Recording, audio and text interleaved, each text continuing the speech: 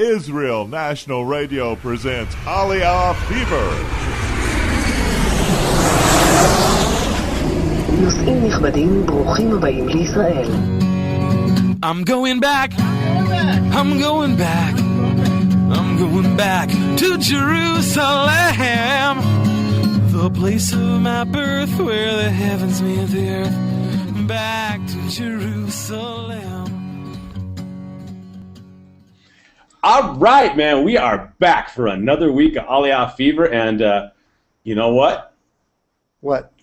I was kind of hoping you knew what. I do know what. This What? is a big day for Avram. Avram is finishing 2 years of avelut, of mourning for his parents. His mother passed away 2 years ago and his father a year ago. And in Jewish law, that means that for the past 2 years, Avram was not allowed to listen to music and to be involved in parties and, let's say, have a good time. And Well, I'm happy to wait say... a minute. It's just not too good of a time. Not too good of a time. It's kind of hard for me not to have a good time, you know. Avram's a good time man. Yeah. He's always having a good time. But thank God now he's going to be able to really have a great time. And we have an Aliyah party in our pre-military academy coming up. We just had a guy make Aliyah. That's right. Yehuda just made Aliyah. That's right. And we have 5 guys, I think, that made Aliyah this year. That's right. And we're going to have More a to come. party for them. Yeah, and we're the gonna ones that are planning. and we're gonna invite you to the party too. So you guys get ready for that. You know, like I always said about the kippah, this thing, the yarmulke here. You know, that's our party hat.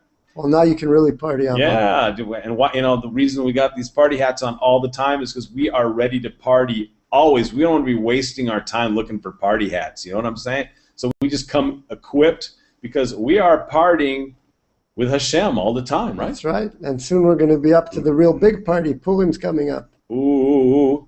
Hey, wait a minute. I'll put on my Purim hat, okay? Hang on. This thing's got cool hats and stuff. Like, wait till you see my Purim costume. Want to see my Purim costume? Let's see a Purim Watch this, costume. man. I'm going to give you my Purim costume. This is the cool one. Look at this, man. Uh-oh. I think my... Oh, you put it on me! Oh. Hey! That's not fair. You can go like that. I don't mind it too much, but I don't like the skull on my head. There, Uh-oh. there you go. You deserve that. They give it to you, man. Uh-oh. This is like pirate ping pong, man. Maybe it'd be better, that one right there. I don't like either of them. Well, hey, there we go. Now okay. we're talking, man. Here, But- give you the, you can keep no, you know. Oh, there he is. Okay. So here.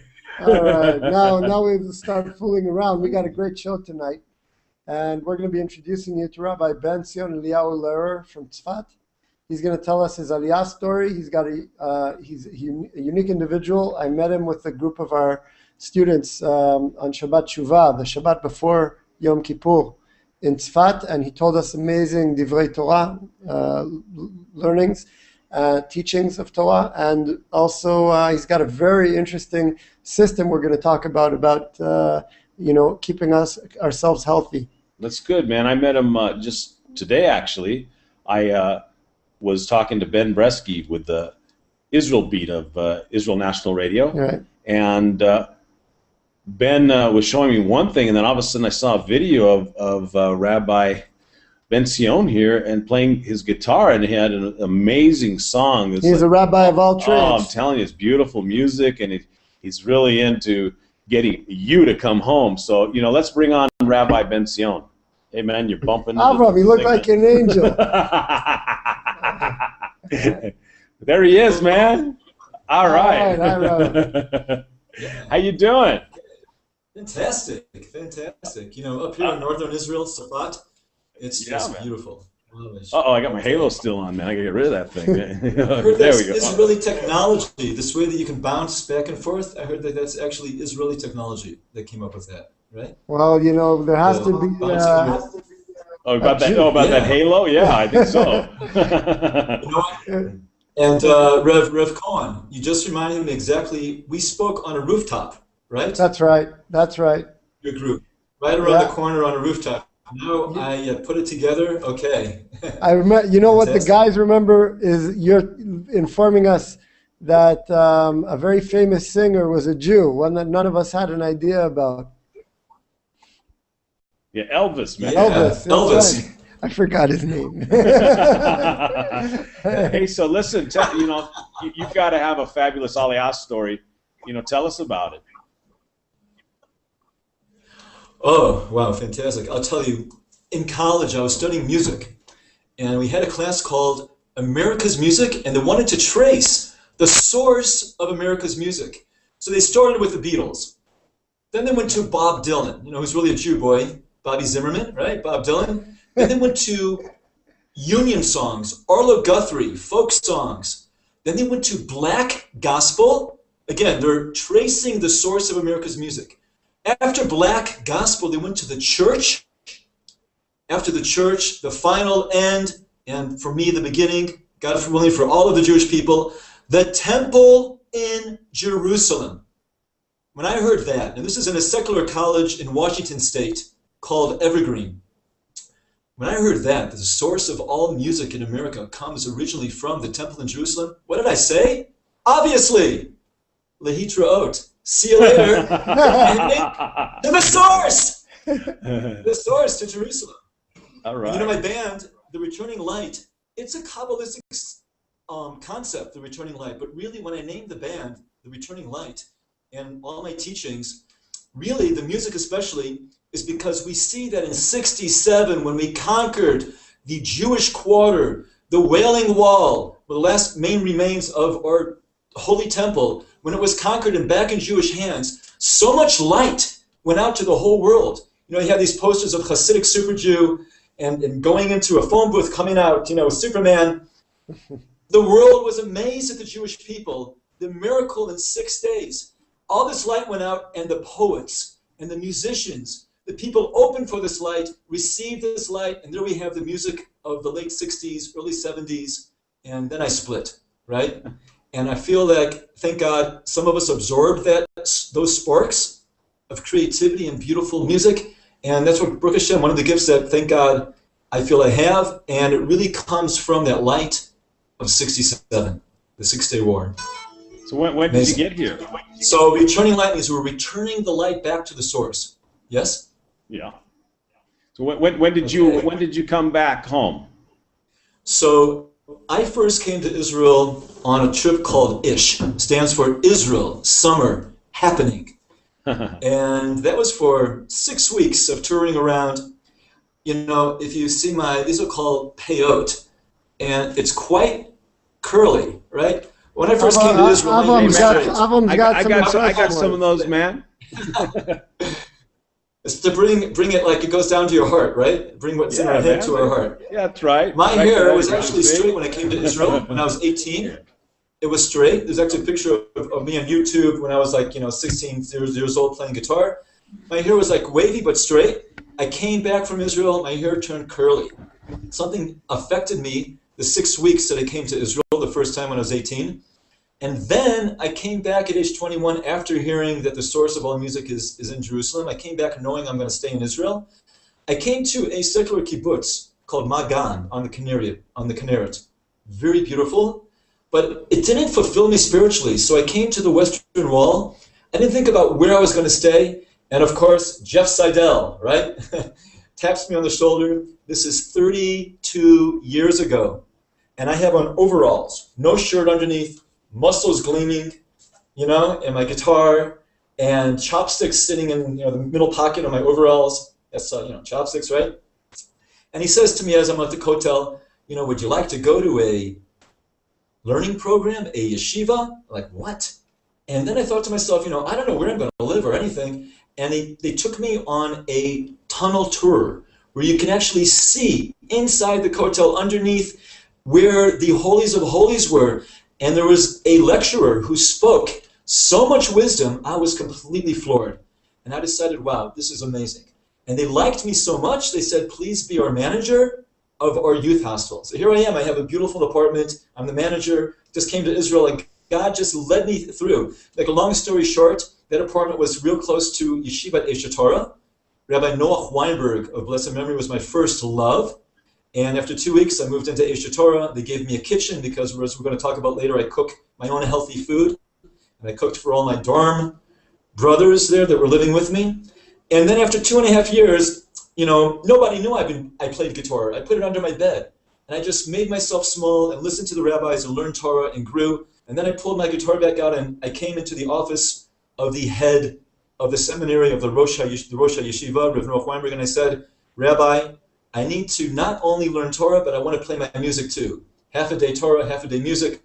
He said, well, Ben Sion, if it's not directly affecting the Jewish people and helping the yeshiva, then you'll have to leave the yeshiva. I said, but it will. One day it will, I promise. Nope, sorry. And I'm walking out the door of the office, and as I'm walking out, the head of the yeshiva says to me, Ben Sion, remember, it's a new guitar. Why a new guitar? Because after learning Torah, we develop a new light within ourselves. We change ourselves to the point that when we come back to our acts, you come back to whatever you do, you're a different person. So the guitar itself is a new guitar. I walked out. This is an amazing story. The same person 2.5, 3 years ago who asked me to be a manager in his youth hostel was standing right there. He says to me, Ben Sion, we have a new apartment and we need a manager. Can you do it? Like, wow, oh my gosh, I just got kicked out of the yeshiva. I need a place to live. Yes, of course I can do it. And there with this place, they're trying to sell it for $3 million. It's a mansion. You can see the Temple Mount off the roof. It was amazing. And thank God, God has been taking care of me since I came to Israel. Israel is all about, there's a Hebrew term called emunah, which means faith. Other countries, especially like Egypt, has the Nile River. There's always water, which gives sustenance, life to the wheat harvest. Here in Israel, we don't have it so much. We have the Kinneret. It's not so much. We must pray for rain. Israel is about praying, and in Hebrew, the same word for rain, geshamim and gashmi, is physical sustenance. We have to pray for it here in Israel. That's the difference. It doesn't come on a silver platter. God loves our prayers, and that's how we survive here in Israel. It's not like you're going to come here and be super rich. I remember my mother, of blessed memory, came with her parents when she was 8 years old, together with Golda Meir from Milwaukee. And she told me she remembers the greatness of her parents, that they came from a huge house, all of a sudden to a more moderate, modest type of living in Israel. They didn't complain because their hearts were so glued to the Zionist dream of coming home to the land of Israel. Thank God. Mamish. I heard something interesting. Yeah, Birul One says that, Rabbi Birul One, that every Jew has a pull to Israel, but there's a push. You don't want to go with the push, right? The non-Jewish world pushing us. You might not be able to take all your money. You go with the pull, you can come with all your money, set yourself up just perfectly, because those who have been in America, you made money. The best place to invest now is real estate in the land of Israel. Everybody knows it's going up, up, up. It's the best. That's right. They're not making it anymore. It's just there's only one Israel, and that's it. It's not like they're making more land. It's just so they're making more Jews. That's right. So we're telling you people out there, get over here and get your real estate, man. You're a bit of Israel. That's right. So you know what? Real estate is real and is real. That's right. You guys are partners in soul. That's Avram's statement. I just what you said reminded me of something they say in the name of Rav Kook, that it says "Vaya b'yamo itaka b'shofar gadol." There will be the loud shofar, the horn, and Rav Kook mentions that there are a number of types of shofarot that are mentioned elsewhere. There's a shofar tameh also, an impure horn, which when there's no choice, a Jew can be yotzei dei chovav, a mitzvah with it under certain conditions, and he says that applies to it. Hey man, what did you just say? You said some Hebrew words. Yotzei. Oh, he can. When someone has no choice, he can fulfill a mitzvah with that type of horn. And Rav Kook talks about the fact that each horn represents a different type of a return of Jews to Israel. The shofar gadol, the loud, large horn, represents the return of the Jews out of desire, out of love, like you're talking about, your parents coming to Israel. And the shofar tameh represents the Jews that are not really aware of the meaning of Israel and Zionism, and sometimes only when they hear an impure sound, and that's what you said, you can be pushed. That's what motivates them to come to Israel. We hope we all hear the loud shofar. Yeah, Man. that's awesome. So, Well, you know, so tell I us, actually you, wrote a you, song. you live in Sfat, right? Yes. So tell us a I live little in bit Sfat, about where you live. Where I live is one of the most northern regions in Israel, right? And the map of Israel is quite amazing. You have Safat, there's 4 holy cities, and just under Safat, another holy city is Tiberias, right? Then stretching way down, you have Jerusalem, and under Jerusalem is Hebron, okay? So spiritually, Safat is known as the mystical headquarters for the whole world. Everybody knows that. In fact, Madonna tried very hard, and she's still trying to build a house here. She's into Kabbalah, right? Safat is the mystical, Kabbalistic center for the world. Now, everybody knows that there's God's name that we call Adonai, right? In Hebrew, it's spelled with a Yud, okay? A Hebrew letter Yud, and a Hey, and a Vav, which is like a Yud, but connecting all the way down to the ground, and a Hey. The map of Israel, right, where I live in Safat, is the Yud. That's why it's so special here. What is special about the Yud? It's before this world. Like, Jews are called Yidden. The reason we have Rosh Hashanah approximately 3 months before, which Rosh Hashanah everybody knows is the Jewish New Year, but we call it Rosh Head Hashanah. Shana is the root of the word lishnot, to change. It's 3 months before the world's non-Jewish year, right? New Year's. Well, our friend here, Rabbi Cohen, right? When he blesses in Israel, the Kohanim bless the Jewish people every day, not just on holidays like they do outside of Israel, right? Awesome. And one of the words in your blessing, Rabbi Cohen, is Yair. Right? What does Yair mean? Shine his light. Shine his light. So New Year. Year is actually Hebrew. Yair means he's shining his light.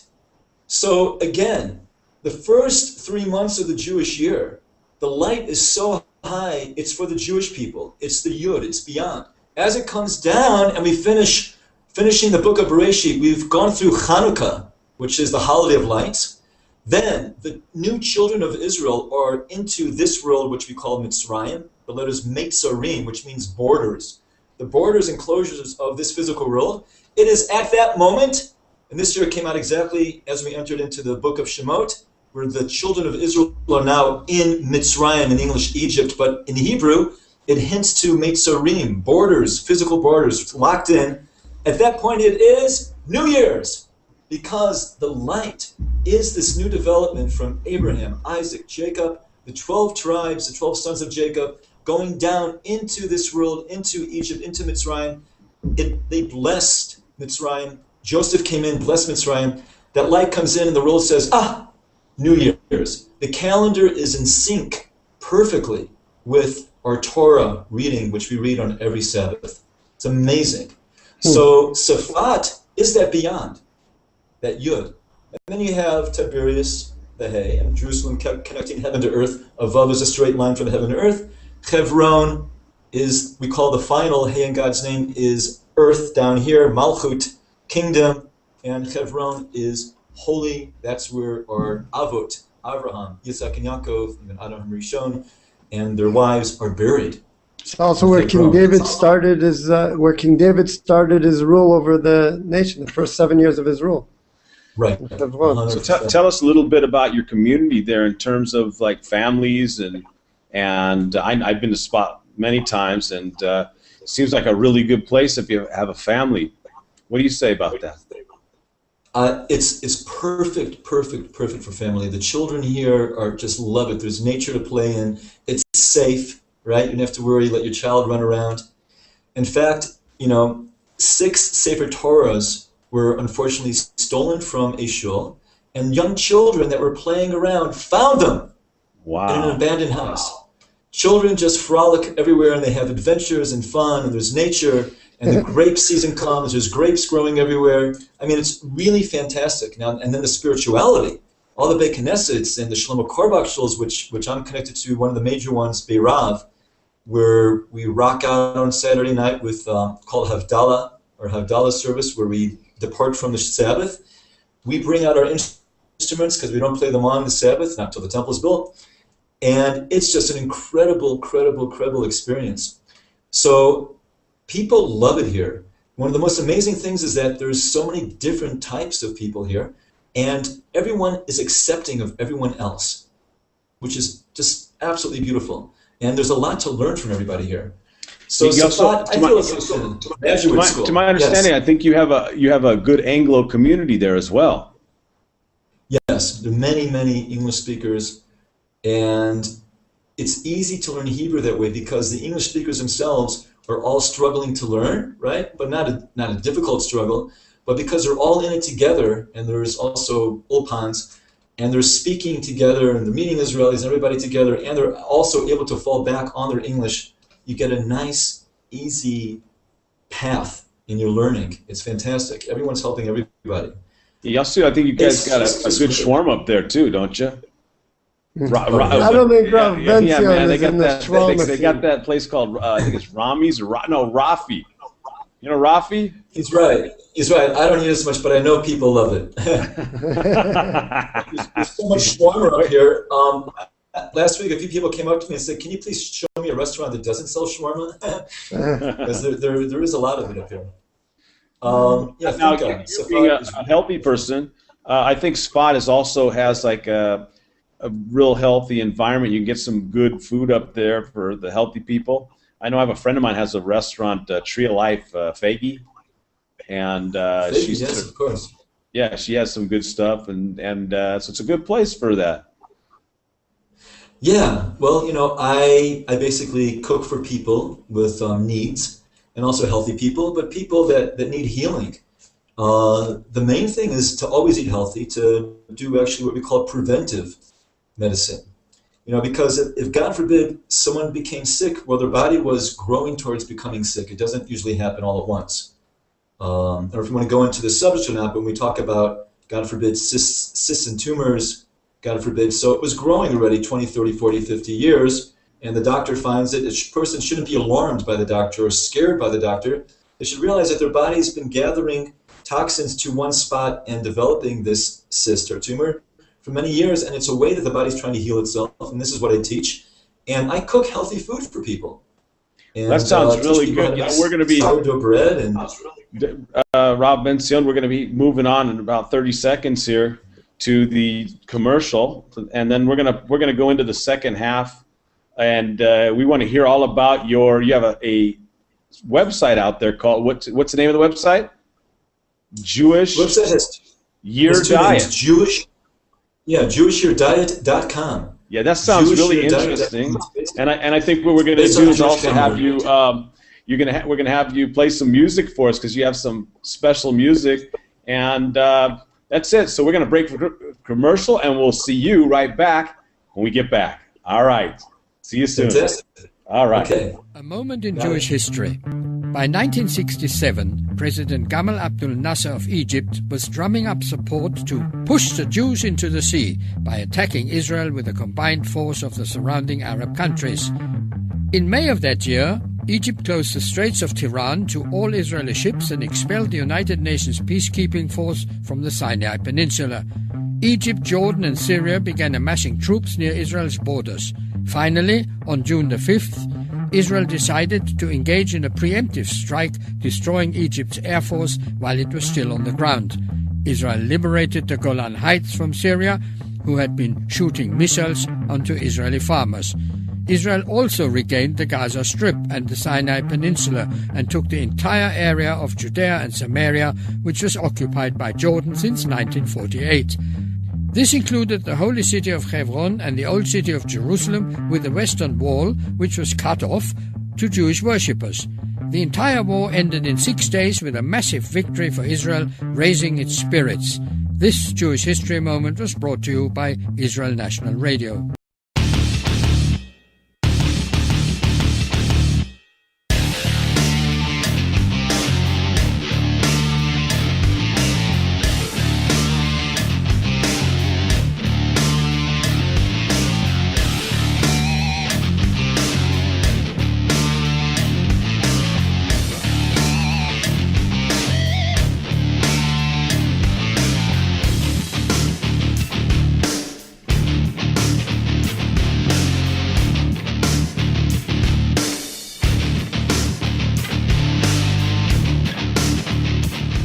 right, man. So you just saw that awesome video of Keshet Yehuda Pre-Military Academy's Aliyah Integration Program, and now we want to tell you that we are having a webinar, an Aliyah and IDF preparation for Jewish men ages 17 to 20. We've got some great speakers. We got Rabbi Michal Cohen, who's the head of the program, and you know him from the Aliyah Fever Show. He is the co-host and one of the most wonderful guys that I know.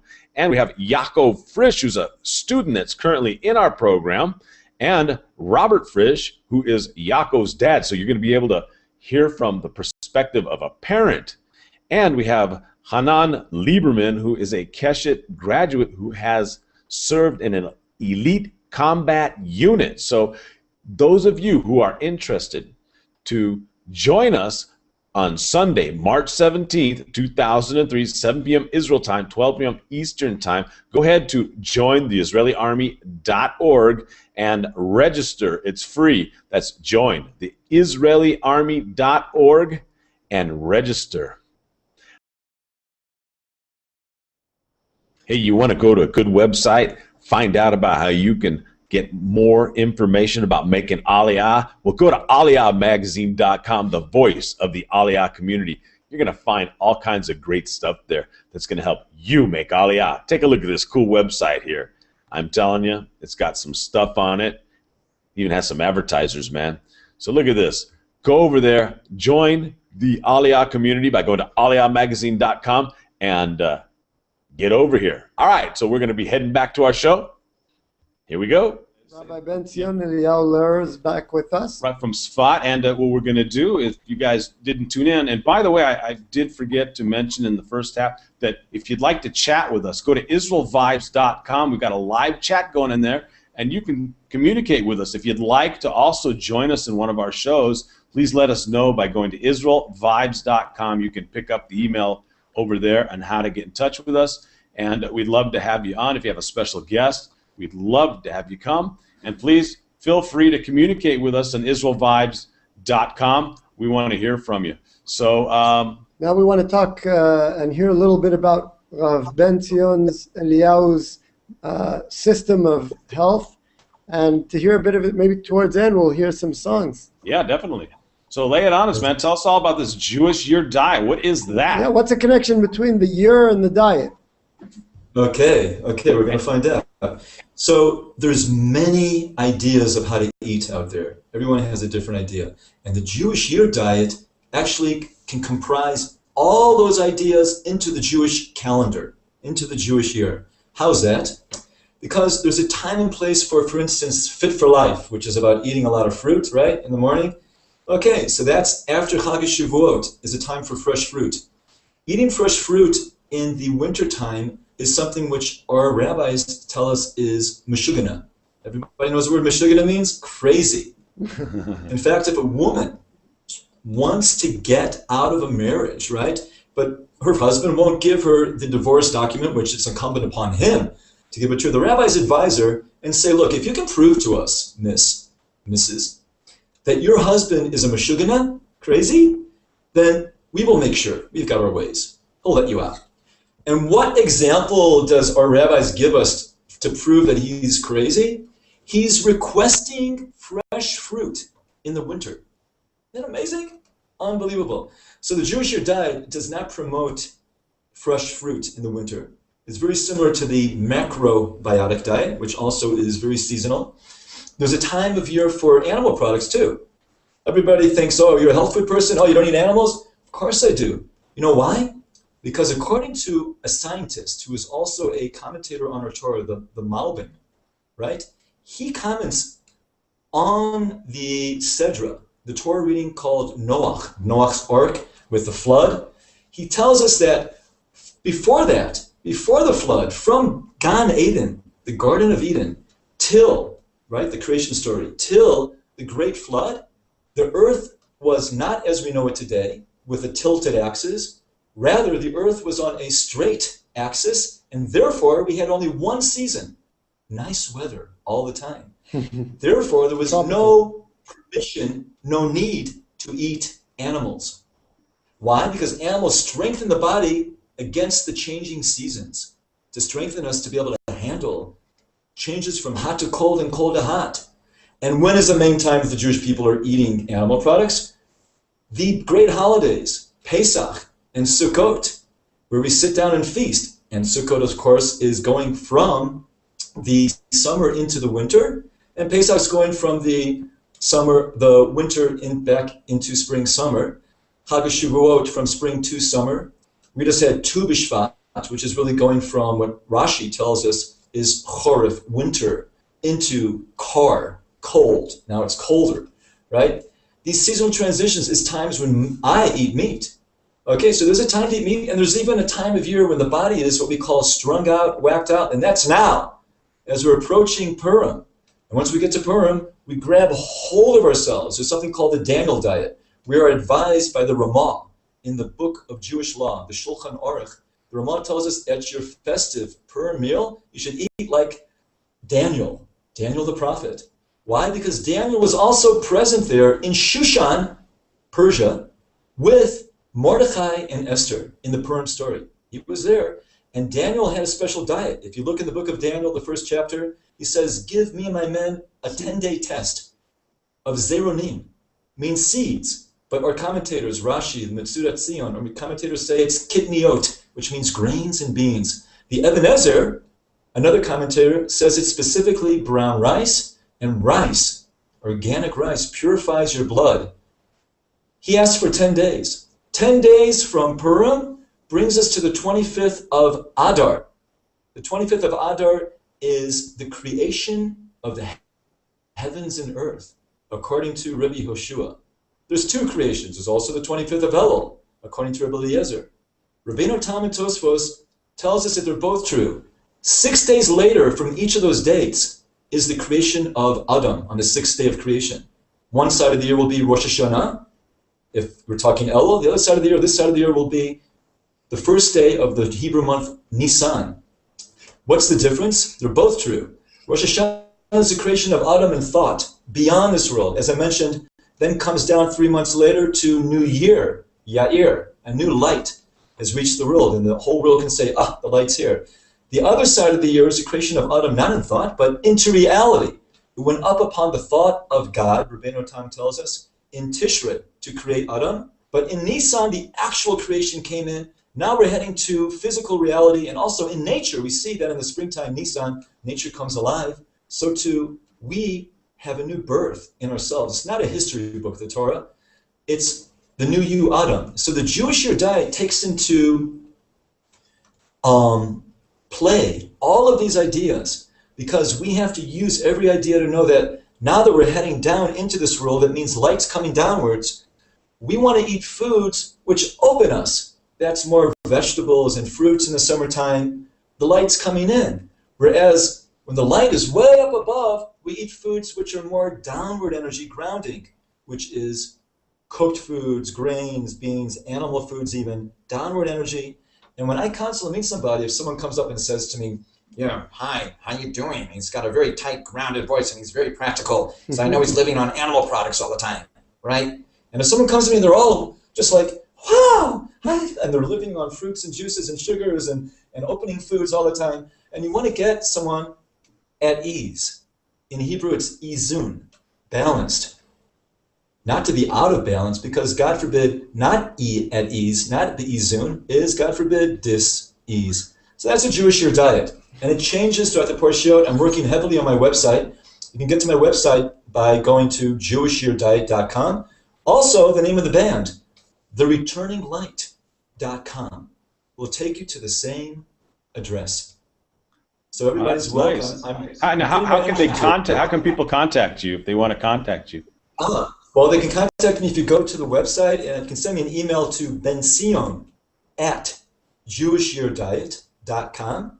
You can even call me on the phone. My telephone number is free for everybody. It's, you got to pay for your call, but you have a good package, not so bad. 0526 187701. 0526 187701. Okay, and if you're calling from the States, everybody knows Israel code is 972. The 0 drops out, so it's 972-526-187701. 770 reminds me of Chabad, 770. Yeah, I got here to Safat because of a young Chabad boy who he has emotional problems, and they wanted me to help him with diet, and they wanted him to learn in a Chabad yeshiva here in Safat. That's how I got here. And 770, I could give you, in maybe another interview, 5 uncanny occurrences that happened almost one after the other with this number 770. I could tell you quickly now, but maybe another time. So much blew me away. I said, okay, Lubavitch Rebbe wants to bring Mashiach. There's something going on here. Well, I don't know what it is, and then when I came to switch my telephone, I look like, I don't look like a Chabadnik, but for some reason in the Cellcom, the telephone company, the cell company here in Israel, the guy looks at me and says, would you like to have a 770 number on your phone? What? I said, okay. After all these 770 uncoincidental happenings that happened in my life, I said, okay. So yeah, I'm not a Chabadnik, but my father, blessed memory, had a name added to his name, Eliezer. He had to his name added David by the Friedeker Rebbe, the previous Rebbe. So maybe there's a little bit of Chabad in all of us, I think. But my Rebbe is the Mount Zion Rebbe, who after the 6-Day War in 1967, God gave Rav Mordechai Goldstein, right, of the Diaspora Yeshiva, where a lot of great music came out of there, like Eve Duet Hashem B'Simcha, Eve Duet Hashem B'Simcha, right, came out of that yeshiva. So Hashem, God, the King of the universe, gave to that rabbi the whole region of what we call Mount Zion in King David's tomb, which is really an opening to a cave where King David is buried a little bit farther away. This whole area is absolutely amazing. And my rabbi holds, you cannot be Chabad, you cannot be Breslov, you cannot be Litvak only, you cannot be only anything. You cannot put yourself in a box. You must be open to everything which is true. And you have to analyze it, be what we call a lamdin, a logical thinker, to know, is this good, wrong, true, yes, no. And the fighting it out is part of the fun. The fight for the truth. Rabbi Ben-Sion, we have about 4 minutes to go. Let's get some music here, man. Why don't you go ahead and switch to studio mode. So go to the little Mug and David up there like I showed you and switch it over to that. Okay. And everyone's going to be in for a real treat now. They're going to hear some of his beautiful music. He has a message for you. Yeah, when we met you at Shabbat, so we couldn't really hear you play. So now it'll be a tikkun for us. He'll fix up that. Awesome. Okay, so let us know when you're ready, and then we're going to hear that music here. Getting to the. So I'm going to give you a song you haven't heard first, just about the purpose of the Jewish people is. We'll get to it right now in the song, right?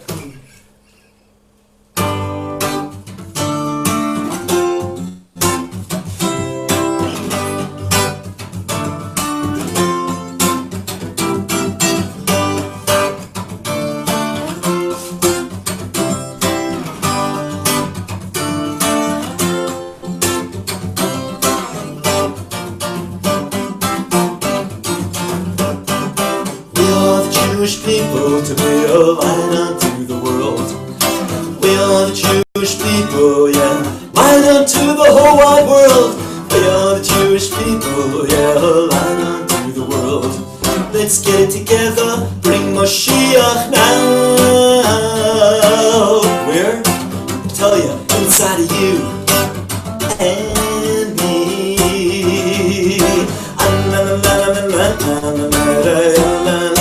You can clap, yeah. Woo!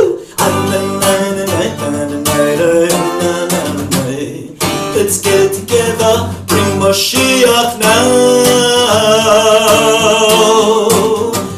Inside of you and me. We are the Jewish people to be a light unto the world. Let's get it together, love your brother, get it together, love your sister, get it together, love your brother, get it together, love your sister, get it together, get it together, get it together, get it together now.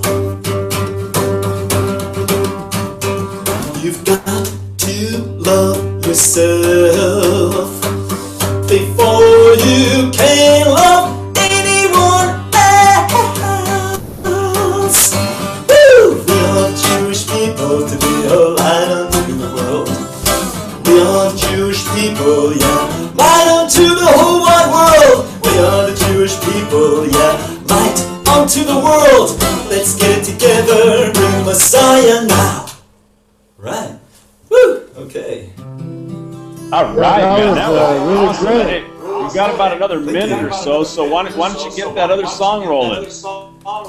Okay. The sky is so blue in Jerusalem. The old city of Jerusalem, you could cut it with a knife. The sky is lowered to the ground. It's thick, thick blue. I really bless everyone to come and see this beautiful blue sky. According to the Zohar, I heard from Yitzhak Atiyas, a great percussionist, if you stare at it, it heals you. Let's go. The sky is so blue in Jerusalem, and the wisdom is so high, high.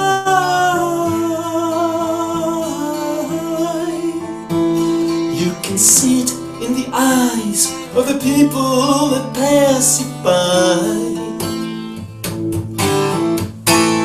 Oh, the sky is so blue.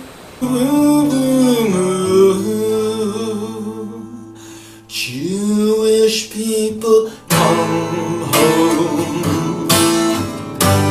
Yeah, Jewish people, come home. Whoa, Jewish people, come home to the promised land. Maybe our temple is gone, but there's still Jews alive and we're strong coming back. Maybe our temple is gone, but there's still Jews alive and we're strong coming back. Maybe our temple is gone, but there's still Jews alive and we're strong coming back. Maybe our temple is gone, but there's still Jews alive and we're strong coming back. To rebuild the temple on the holy site. Wise words, but first we must rebuild the temple. We're in ourselves, in ourselves, in ourselves, in ourselves. Yours truly, 9 now.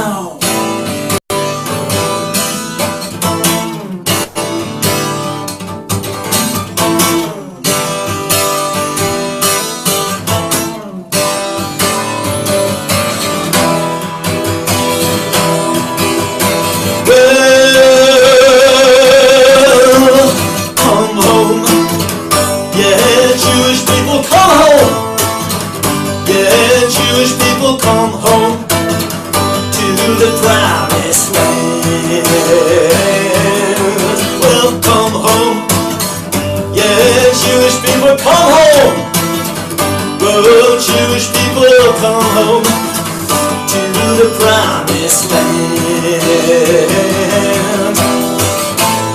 Maybe our temple is gone, but there's still Jews alive and we're strong coming back.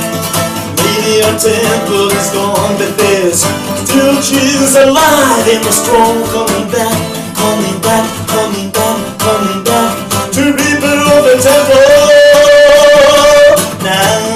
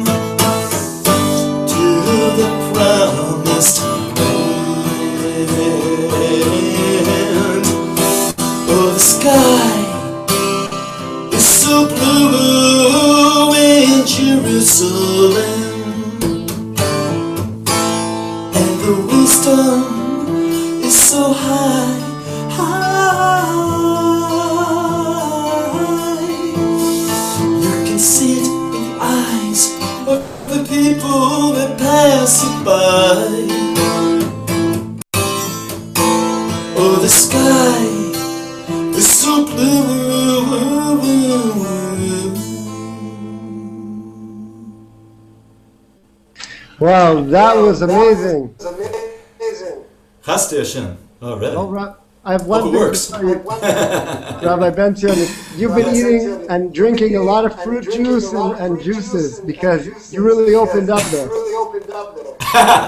You're right. We just had Tu B'Shvat. You got it. I did the Seder with a lot of wine, and yeah. No, Thank God. Thank you. we could hear your soul. Awesome. Awesome. Yeah, we can hear our echo through the over internet, there, through the too. technology. You know what I want to do, if you don't mind, if you go ahead and mute yourself. Yes. Okay. Right now? Okay. And then you'll call me back? Okay. Just mute. No, we need. Just go ahead and turn your camera back on, but just keep yourself muted because we're getting a little feedback on your side there. You're on studio mode, so we hear the echo. Yeah, we hear your echo. So what I'm going to do now is we're about to wrap it up, and I want to go ahead and show your website to everybody. And then what I'm going to do is go ahead and unmute yourself to go ahead and talk a little bit about it. We'll be quiet so we don't hear the feedback, and then we'll come on and we'll wrap up the show. Maybe you can play a little music on the way out there. So we got about 2 minutes here. Hang on here, and I'm going to show your website. Here is. Hang on, where's that website? There it is. Yeah, right here. Got it. Okay, so go ahead and unmute yourself and talk to us about your website. Okay, the website opens up with a video of me giving a massage to one of my students, a young guy who at one point his blood was so toxic, and because of his lungs, his cheeks. Now in diagnosis, a person's cheeks correlate to the lungs. Often you see these big rosy red cheeks. Very often that's a type of asthma coming up. Puffy cheeks, cysts and tumors are developing, God forbid. So this person's cheeks and face became so red, he wouldn't go outside. So I decided that if I could get the toxins to come out of his back, right, where his lungs are, then his face will clear up. And sure enough, it worked.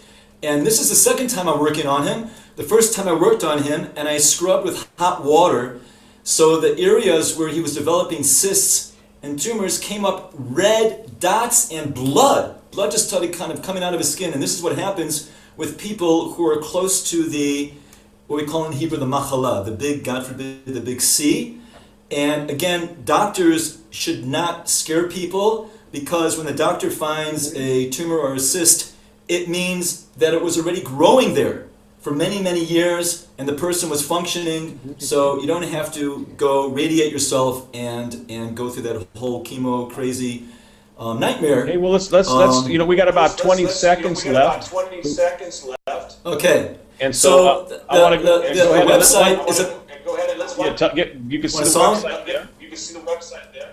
Yeah. So that's how it opens, and then the website you see on top. There's a returning light.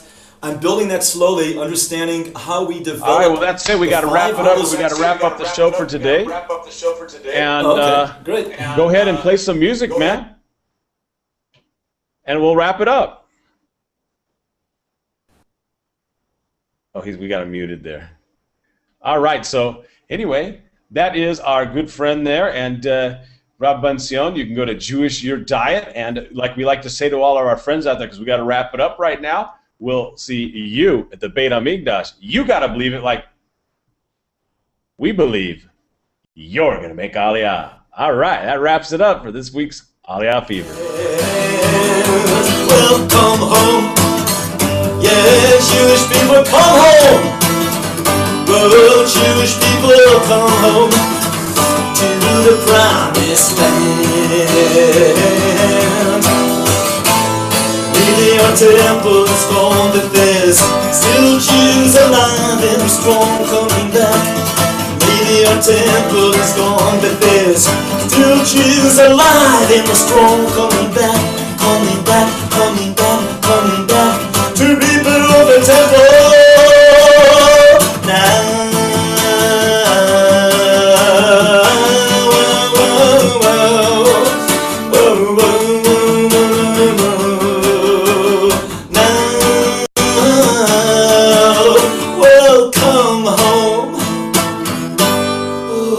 Jewish people come home. Oh.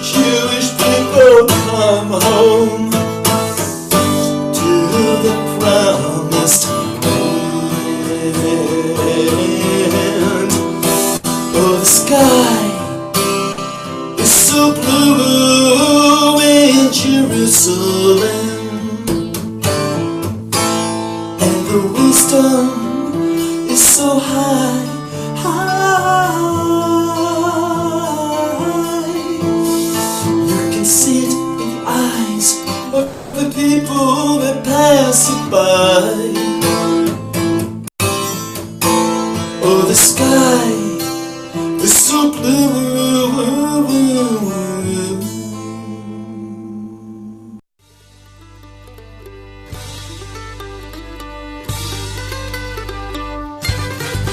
I'm going back, I'm going back, I'm going back to Jerusalem, the place of my birth where the heavens begin. I'm going back to Jerusalem. I'm on my way, I'm on my way, I'm on my way.